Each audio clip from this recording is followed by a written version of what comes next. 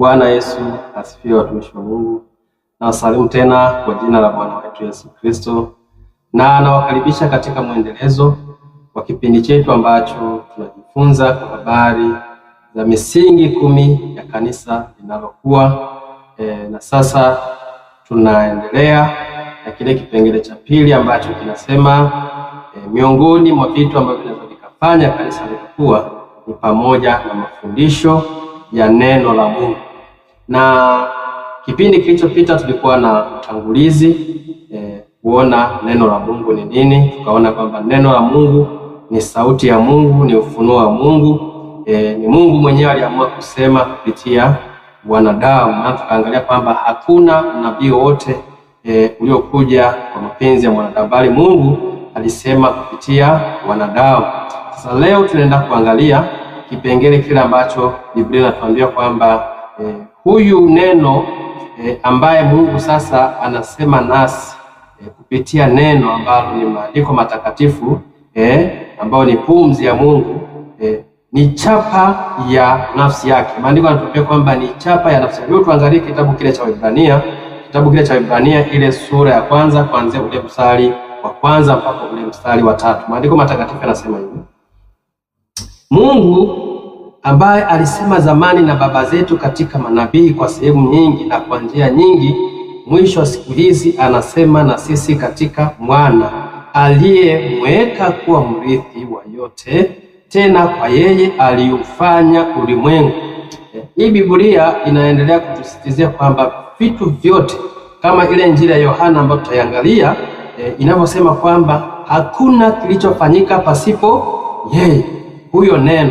Kwa hiyo na mtumishi wa Mungu aliandika kitabu hiki cha Waebrania anatusisitizia kwamba aliufanya ulimwengu kwa huyo neno ambaye sasa Biblia tuambia kwamba Mungu ambaye alisema zamani na baba zetu katika manabii kwa sehemu nyingi na kwa njia nyingi, mwisho wa siku hizi anasema na sisi katika mwana. Mwana ni nani? Ambaye ni Bwana Yesu. Kumbe Bwana Yesu ana majina mengi. Bwana Yesu anaitwa neno, Bwana Yesu anaitwa mwana, Bwana Yesu anaitwa uzima. Anasema mimi ndimi njia, yeye ni lango. Kaimbaga ile tenzi ya 121, Yesu ndiye lango. Kwa hiyo Bwana Yesu ana majina mengi kulingana na muktadha unayotaka kumzungumzia yeye ni nani. Lakini Mungu anatuambia kupitia neno lake kwamba anasema na sisi kupitia yeye. Hebu angalia ule mstari wa 3. Mstari wa 3 anasema kwamba yeye kwa kuwa ni mng'ao wa utukufu wake na chapa ya nafsi yake. Yeye ni mng'ao wa utukufu wake na chapa ya nafsi yake, akavichukua vyote kwa amri ya uweza wake, akisha kufanyika utakaso wa dhambi, aliketi mkono wa kuume wa ukuu huko juu. Sasa hebu tuangalie hiki kipengele ambacho kinasema kwamba yeye Bwana Yesu ni mng'ao wa utukufu wa Mungu. Bwana Yesu yeye ni chapa ya nafsi ya Mungu. Hivyo ninapozungumzia nafsi, lazima uelewe nafsi ina vitu vitatu, si ndio? Nafsi ina kitu tunaita akili. Unapokuwa unatafakari juu ya jambo, unasoma Biblia na unaanza kutafakari, unatumia akili. Sasa kwenye akili kuna vitu vingi. Kuna kumbukumbu iko hapa kwenye akili. Lakini pia ndio maana ukikutana na mtu, kama ulishawahi kukutana naye, unajua Mungu alitengeneza, na sisi tunaita nini? Tuna ile memory ya kutunza ya kutunza vitu. Kama kuna mtu ulishawahi kukutana naye mahali, alafu nakutana naye ghafla, unashangaa, huyu jamaa ni nani huyu? Nishawahi kukutana naye wapi? Na unakuta kompyuta ya ufahamu wako ina process, yani namtafuta, inazidi kufungua mafaili. Kwa hiyo ndani ya kumbukumbu zako inafika mahali unakumbuka huyo ni fulani. Kwa hiyo kwenye akili ndipo kuna kumbukumbu, lakini kuna uwezo wa kufanya nini? Maamuzi, uwezo wa kuchagua lipi jema, ili baya, utashi. Tunaita kwenye utashi, kuna utashi kwenye nafsi ya mtu. Lakini pia kwenye nafsi ya mtu kuna kitu tunaita emotion, kuna hisia. Anaweza kufurahi, anaweza kuchukia, anaweza kufanya hivi. Kwa hiyo kwa kifupi, nafsi ndio imebeba tabia ya mtu. Nafsi ndio mtu mwenyewe. Nafsi ndio mtu mwenyewe, ndio engine ya mtu mwenyewe. Ukiniona hivi mimi hapa, utaangalia nina huu mwili.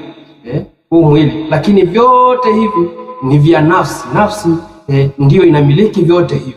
Ukisema hiki kichwa hiki changu, mikono ni ya kwangu, hiki kifua ni cha kwangu. Sasa anayesema ni changu ni nani? Ni huyu aliye ndani yangu, anaitwa nafsi. Mwanadamu kwa kawaida ana vitu vitatu: ana mwili, ana nafsi, ana roho. Sasa hivi vitu lazima ujue kwamba Mungu naye ana nafsi tatu ambazo tunasema kwamba Mungu ana nafsi tatu. Kuna nafsi ya Mungu Baba, si ndio? Kuna nafsi ya Roho Mtakatifu, kuna nafsi ya Mwana. Wote hawa ni nafsi za Mungu, lakini Mungu ni mmoja. Sasa mimi hapa nina mwili, nina roho, nina nafsi, lakini vyote hivyo ukivijumlisha ndio unanipata mimi. Ndio unanipata mimi. Kwa wale ambao wanafanya huduma za deliverance, huduma za maombi, si ndio? Unaweza ukapata hiki ninachokuzungumzia hapa, ninachotaka kuzungumzia hapa, kwamba kuna wakati unaweza tukakuta unamwombea mtu unaombea mtu, si ndio? Lakini unaona kama huyu mtu mbona ni kama hayuko hapa.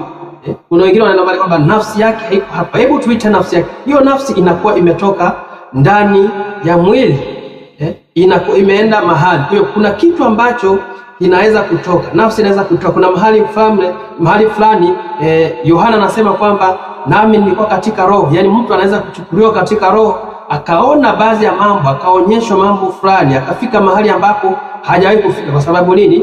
Nafsi, roho yake inakuwa imetoka na kwenda kufanya vitu. Kwa hiyo vitu vinaweza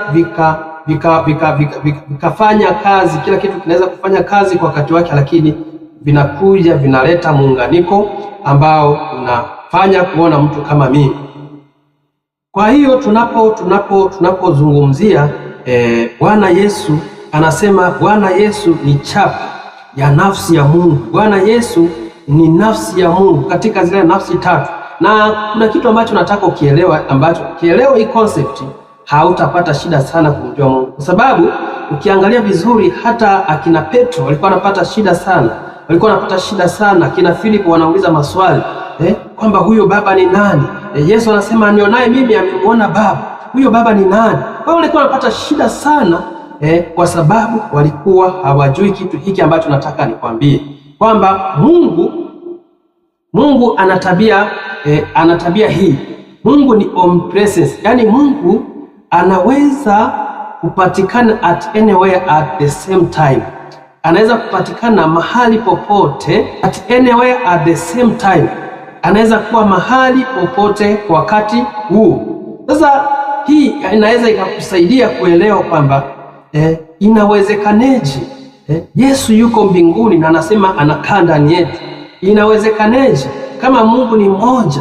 Sasa kama nafsi ndio imebeba akili na utashi na hisia, furaha, upendo, sibi na nini, hivi vitu vyote kama vilitoka ndio neno huyo akatoka, anasema ni chapa nafsi yake akaja huku, ina maana Mungu Baba alibaki sasa hana ufahamu. Maana tuna hiyo concept, tunafahamu na hiyo idea ya watu ambao unakuta wakati mwingine anamwombea anasema nafsi yake imetoka, anakuta ni mtu ambaye hajielewi, na kama mtu yupo tu. Lakini sasa Mungu ana hiyo tabia ya kuwepo wakati wote, mahali popote, katika wakati huo.